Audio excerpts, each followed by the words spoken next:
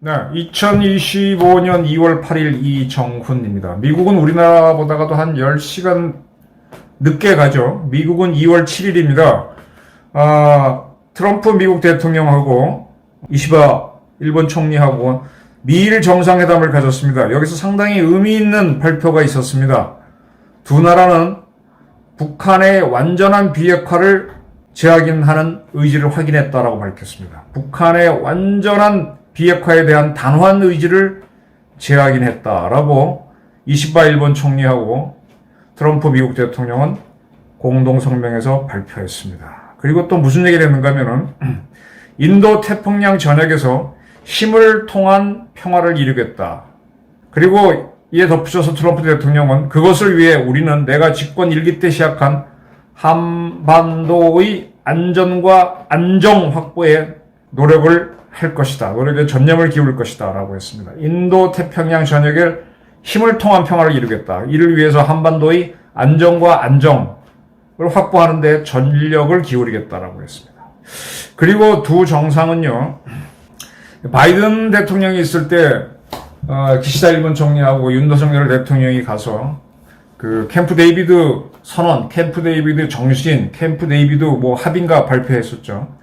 그때 한미일 안보 공조 체제를 결성한다 그랬는데 이 체제는 분명히 이어간다라고 미일 정상이 밝혔습니다. 바이든이 한 거를 계속 비난해왔던 것이 트럼프 대통령인데 한미일 3국 공조 체제 바이든이 이룩한 거는 확실히 이어가겠다. 미일 양국은 북한에 대응하고 지역 평화와 번영을 수호하는 데 있어 한미일 양자 3자 파트너십의 중요성을 확인했다. 자유롭고 개방적인 인도 태평양 실현을 위한 협력의 일환으로 쿼드는 미국, 일본, 호주, 인도 간의 안보 협의체죠. 쿼드와 한미일, 그 다음에 미일, 호주, 미국, 일본, 필리핀을 포함한 유사 입장국 간의 다층적 협력을 매진하기로 했다라고 밝혔습니다. 자, 이게 이제 상당히 의미 있는 발표가 나왔습니다.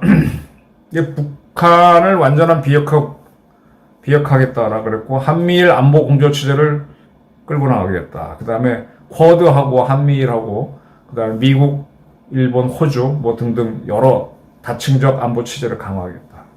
자, 지금 대한민국에는요, 백낙청으로 대표되는, 백낙청 서울대 명예교수가 제일 나이가 많으니까 그로 대표되는 좌파들이 있습니다. 이들은 일본하고 같이 가려는 한국의 애국자들을 토착 왜구라고 부릅니다. 이 토착 왜구라는 거는 해방됐을 때 우리 사회에 있는 친일파들을 걷어내려고 할 때 공산주의 세력이 남로당 세력이 썼던 용어입니다. 임진왜란 또 그 이전부터 왜구가 우리나라에 들어왔는데 그들이 우리 땅에 터잡고 있다. 그러한 토착 왜구가 일본을 불러들였다고 하면서 토착 왜구라고 친일파를 비난했습니다. 그 용어를 윤석열 정부 들어와서 일본하고 잘 지내려고 하는 세력을 비판할 때 토착 왜구라고 박근혜 때도 쓰고 그랬습니다. 거기에 맞서서 좌파를 공격하는 단어는 바닥빨갱이입니다. 바닥빨갱이. 바닥부터 이 프롤레타리아 혁명을 주장하잖아요. 바닥빨갱이, 뼛속부터 빨갱이들은 어쩔 수가 없다 그래서 해방 직후의 공간에서 바닥빨갱이하고 토착 왜구하고 서로 격렬한 비난전이 벌어지면서 좌우 대립이 가죠. 그러면서 4.3 사건, 여순 사건 거치면서 그 다음에 6.25 전쟁으로 가게 되는 겁니다. 바닥빨갱이를 다시 꺼낸 거는 항일이라는 기치를 걸고 남북한이 하나 되자. 그리고 일본 뒤에는 일본을 항복시킨 나라가 미국이잖아요. 미국을 바로 걷어내자 그러면 저항이 있으니까 일본을 걷어내므로 해서 미국을 걷어내자. 일본하고 미국을 어떤 관계냐고 설명할 때 이렇게 갓끝이라 그러죠. 김일성이 얘기한 건데 우리가 갓을 쓰게 되면은 귀 밑으로 해서 좌우 두 개 끈을 묶어야 되는 한쪽 끈을 끊어버리면 묶을 수가 없잖아요. 그래서 이 남반부가 일본하고 관계를 끊어버리면 미국하고 관계도 끊어지니까 남조선하고 북조선은 항일로 하나가 되면 일본을 끊어내면 미국도 쫓아낼 수 있다는 게 가끔 이론입니다. 그래서 이제 자꾸 토착 외교로 얘기를 꺼내는데 이게 많이 성공을 해왔죠. 일본에도 우리를 싫어하는 세력들이 있습니다. 뭐 극우 세력이라고 하는데 극우 세력이 사실 싫어하는 거는 우리가 아니라 우리 사회에 있는 좌경 세력입니다. 좌익 세력을 싫어합니다. 일본의 우파들은 그야말로 반공 세력이죠. 물론 일본의 국익을 팽창해서 일본의 영토를 확장하자 그런 세력도 있지만은 일본의 우파들은 아주 반공 세력으로 보시면 더 좋을 거예요. 그래서 그들이 옛날에 정한론을 얘기할 때 조선 반도가 그때는 조선이었죠. 중국이 지배하게 되면 중국이 일본을 때린다. 청나라가 일본을 때린다. 그래서 조선 반도가 중국에 넘어가지 않도록 미리 출병해야 된다는 게 정한론이었거든요. 그 정한론이 나중에는 이제 중국이 공산화되고 난다면은 한반도가 공산화되면 일본도 공산화되니까 안 된다. 뭐 그런 식으로 정한론이 변하면서 옵니다.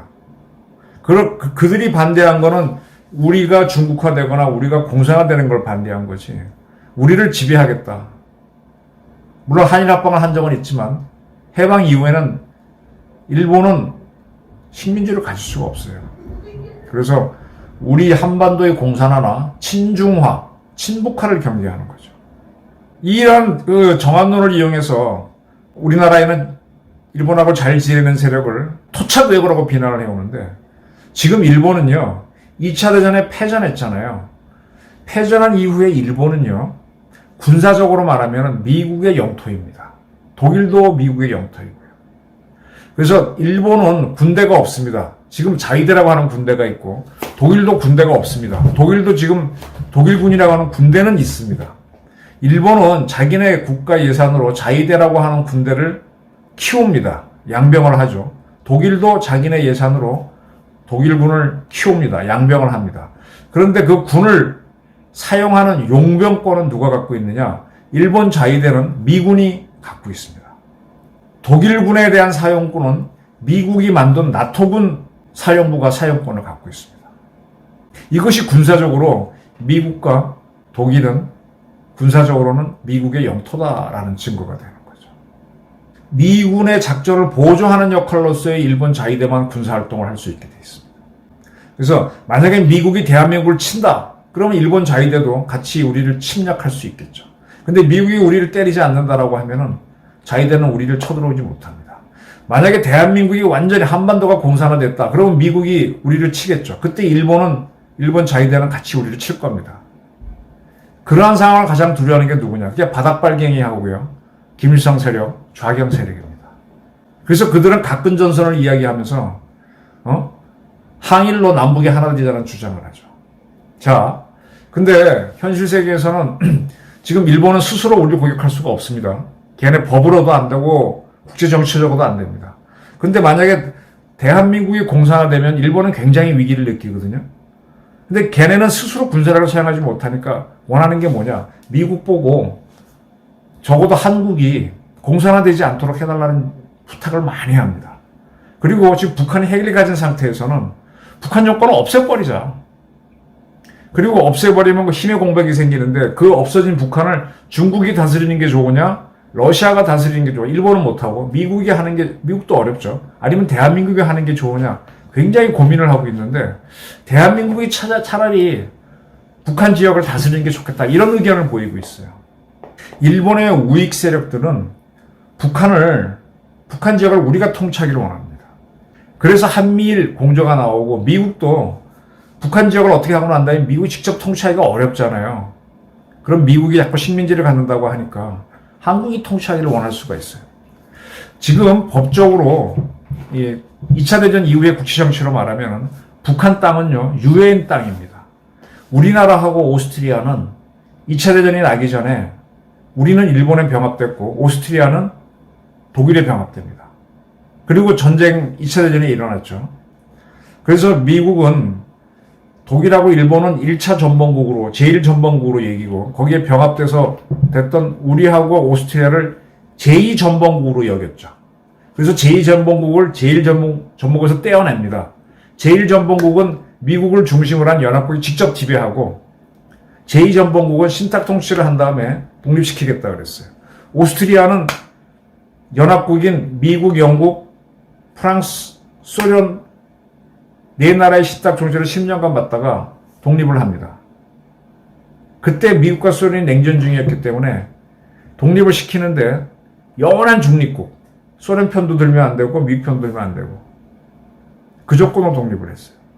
우리도 아마 그렇게 되는 처지였는데 동아일보를 세운 인천 김성수, 또 이승만, 김구가 굉장히 반대합니다. 신탁통치 못 받겠다고. 공산주의 세력인 박헌영이라든지 여운형 이런 또 김일성은 또 신탁통치 받자고 주장했었죠.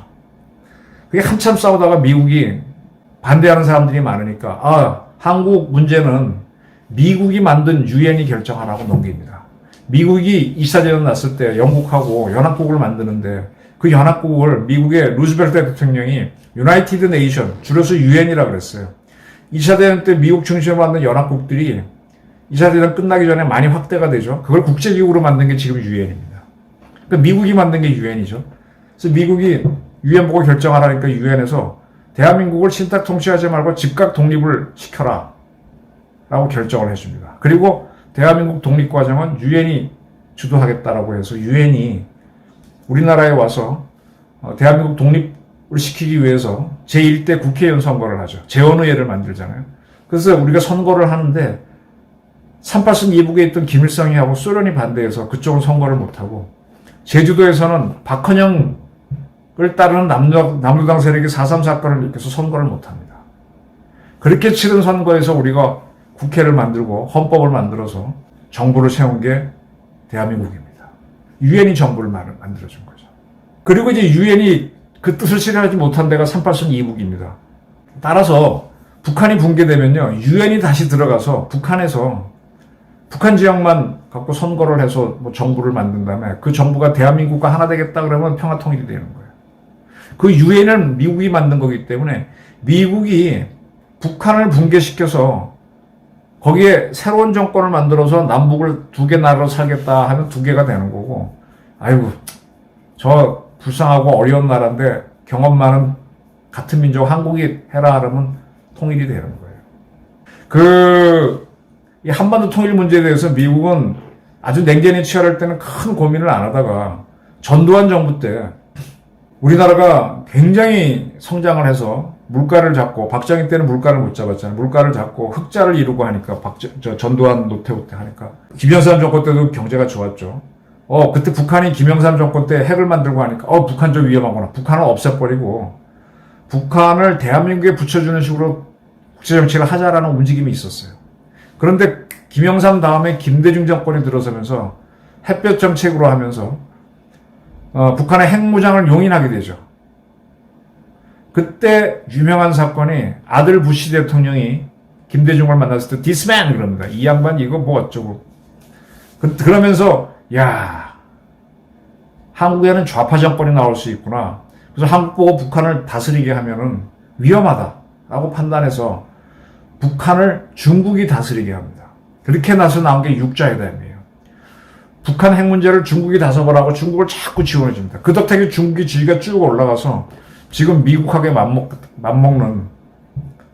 맞먹겠다고 하는 이런 오만이 나온 거죠. 지금 중국이 너무 컸기 때문에 미국이 지금 바이든, 트럼프, 그 전에 오바마 전부 다 때리고 있는데 트럼프는 세게 때리려고 그러죠. 그러면서 지금 한국을 보니까 문재인 정권이 있으면은 DJ나 노무현보다 더 친북한이니까 그건 아니야. 그래서 지금 근데 지금 이재명 씨가 집권하면 그것도 아니야. 차라리 윤석열이 낫다고요. 윤석열은 지금 탄핵 당해하고 있잖아요.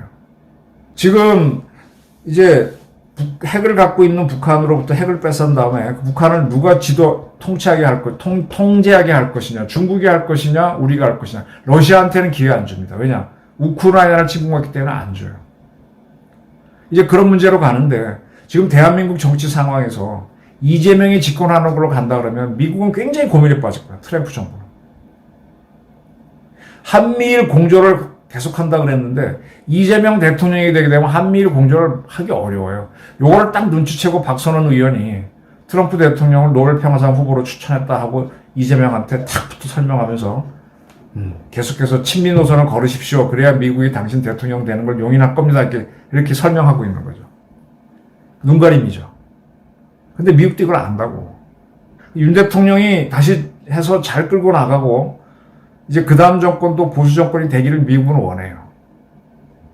저는 이번에 일본 총리하고 미국 정상회담에서 북한을 완전한 비핵화를 이루겠다. 한미일 안보 공조를 확인하겠다. 힘에 의한 평화를 하겠다는 거는 윤석열 대통령 탄핵시키지 마! 라는 얘기를 미국과 일본 정상이 공동으로 한 걸로 확신합니다. 윤석열 탄핵하지 마! 다시 윤석열 롤백 시켜. 안 하면 한국 경제 힘들어지겠죠. 물론 지금 일본에 대해서도 미국의 관세를 때리고 뭐 합니다. 근데 일본은 그 관세 받겠다고 순응하는 태도로 가죠. 미국도 누구누구는 봐주고 누구는 안 봐주고 하면 이게 문제가 있으니까 자기 동맹국들이 이해하고 따라와줘야만 적국을 칠 수 있지 않습니까? 만약 우리도 윤 대통령이 복귀해도 압박을 가할 겁니다. 근데 장단을 맞춰주면은 북한을 붕괴시키는 쪽으로 갈 겁니다. 근데 그때 막 반항한다. 문재인처럼. 그러면은 야 이거 한국은 한반도는 영원한 분단으로 가는 게 낫겠네. 북한 핵 문제 북한도 위험하지만 한국도 말아들이니까 좀 더 두고 보자. 이렇게 가면 우리는 계속 북한에게 위협을 받게 됩니다. 어쨌든 트럼프하고 일본 총리가 한미일 공조를 굳히겠다. 북한의 완전한 비핵화를 하겠다고 한 것은 윤석열 대통령 탄핵시키지 마. 강한 사인입니다. 이거를 우리 보수 애국 진영은 활용해야 됩니다. 분명히 저 백낙청부터 시작되는 좌익들은 반의를 들고 나올 겁니다. 이미 저 우원식 국회의장이 하얼빈에 가서 아시안게임 기념식 행사에서 시진핑 만났는데 시진핑이 항일로 중국과 한국은 하나가 되자고 얘기했죠. 탁 던지는 거예요. 여기에 말려들면 안 됩니다. 우원식이 거기 말려들고 있는 거예요. 장단 맞춰주고 있는 거예요. 트럼프하고 일본 총리가 이 보수 애국 진영에 한번 기회를 줬습니다. 이거를 활용해서 윤 대통령을 롤백할 수 있는 힘과 지혜를 만들어가길 바라는 바입니다. 감사합니다.